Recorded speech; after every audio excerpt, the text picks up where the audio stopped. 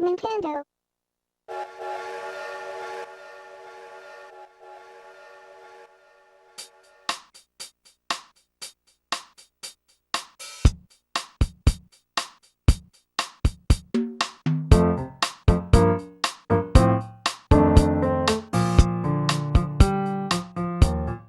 Animal Crossing for the Nintendo Gamecube. This game is a legend.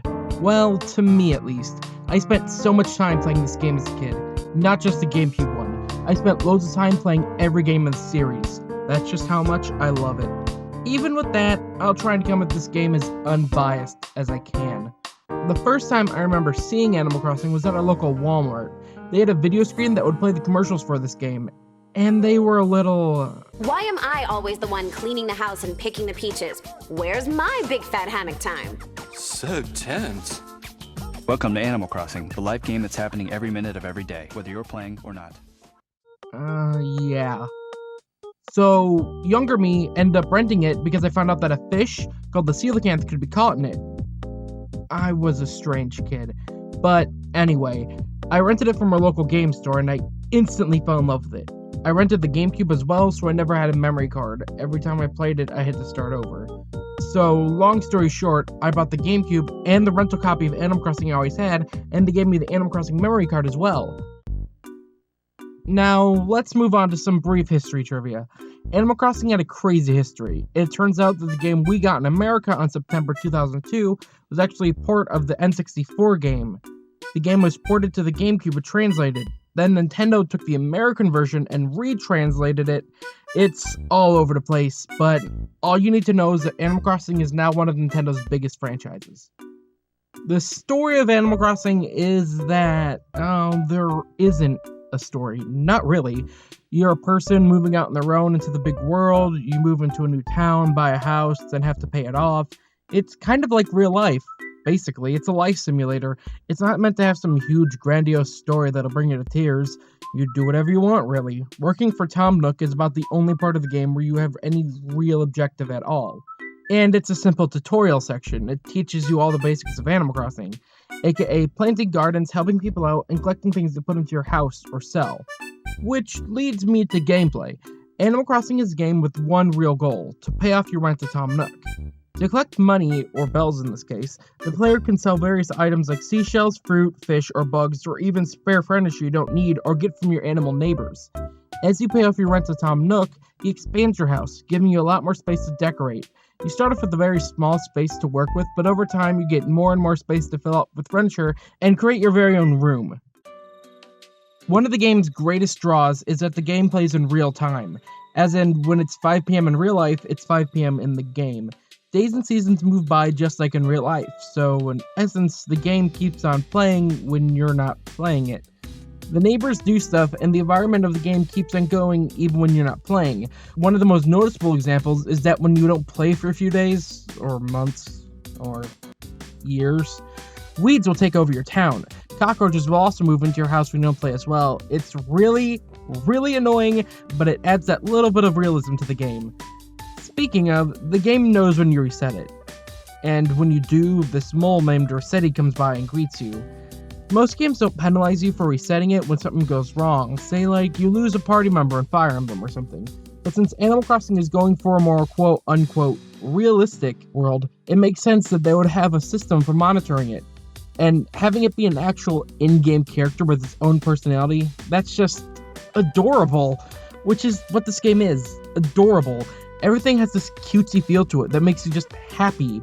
Everything from the way the animal neighbors talk to the way that the environment looks like it's made out of paper, it's all just adorable. Oh, wait, I forgot. The animal neighbors. How could I forget about one of the biggest parts of this game? The town you live in is populated by different species of animals. These guys go about their days doing their own little things. They even partake in different holidays and celebrations that go on in your town. They could have just been your basic everyday NPCs that usually populate towns in video games, but no. Each animal has their own distinct personality, their own likes and dislikes. Heck, even their houses match who they are. It's things like this that add to the charm that I was talking about earlier. Over time, you learn to like the animals that live in your town. You begin to make friendships with them, and some of them become your favorites. Nate is my personal favorite. He's my buddy. Followed by Lobo in close second. When you talk to these animals, you have the ability to ask them if they need anything done for them. This puts you into a type of fetch quest, usually involving collecting fruit, fish, or bugs for them, but sometimes they'll ask you to fetch something from another animal. Simple enough, right? No, not always. Sometimes, villagers will send you on a wild goose chase, because the animal that had the thing you need first just gives it to another person, so then you have to run all around town just to find a tissue or something. It's really annoying when this happens. It's even more annoying when you're trying to do this later in the day and one of the animals you're trying to talk to goes to bed before you can talk to them. I'm just really glad they took this wild goose chase thing out in later games. But doing these tasks for the animals is a way to get extra furniture from your neighbors. It also makes them closer to you, which makes them stay longer in your town before they move out, which is the worst. A neighbor that you're really close to can just move out of town, leaving a hole in your town and your heart. They'll be replaced by a new villager in a day or two. There are so many animals in the GameCube game alone that no two towns can have the exact same villagers. Well, at least it's going to be very unlikely since there are 218 animals available. With all these options, it really makes every person's town and playthrough feel unique.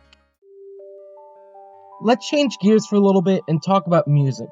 Animal Crossing's music is great, and while it's not as amazing as the music of the later games in the series, it does a great job of setting the tone for each hour. Every hour has its own distinct theme. Doing this mixes it up for the players so they don't go crazy listening to the same song for hours on end, and it sets the mood for that time of day. There are also bonus music tracks that you can get from this cool cat known as KK Slider. You find him outside the train station at 8 on Saturdays, and his music is well known to fans of the series. Okay, there is one big gripe I have with this game. It's the map layout. I feel like I'm on the minority on this one, but I hate the grid layout. The way the town has to stop and load the next chunks irks me. It doesn't make it seem like the town is one flowing world, but a lot of separate chunks of land. I actually prefer the more spherical rolling world the later games have. I might just be in the minority on this one, but it's one of the few things that keeps me from getting immersed into this game nowadays. Animal Crossing for the Nintendo GameCube is an amazing life simulator game. It's a happy game that takes place in a happy world that just makes you feel happy. I don't think this game is meant for everyone. If you're a person that likes life simulation games and aren't bothered by a slow start to a game, then I think you will love Animal Crossing. But if those things don't sound appealing to you, then I don't think you'll like it. But all in all, I do heavily recommend this game.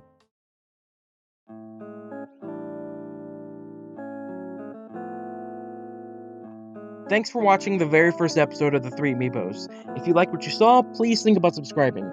It would mean a lot to us. This has been like a long, crazy project that I'm glad we finally started. If you want to see more from us, there's an Amiibo Tap video that we just put out, and in a couple days there's going to be a Let's Play of Amiibo Festival. If you want to see more from our artist, Chloe, there will be a link down in the description to her DeviantArt page. Please go check her out. She's awesome. She did the header and a thumbnail for us. Leave any comments, positive or negative, in the comment box below, and we'll see you next time.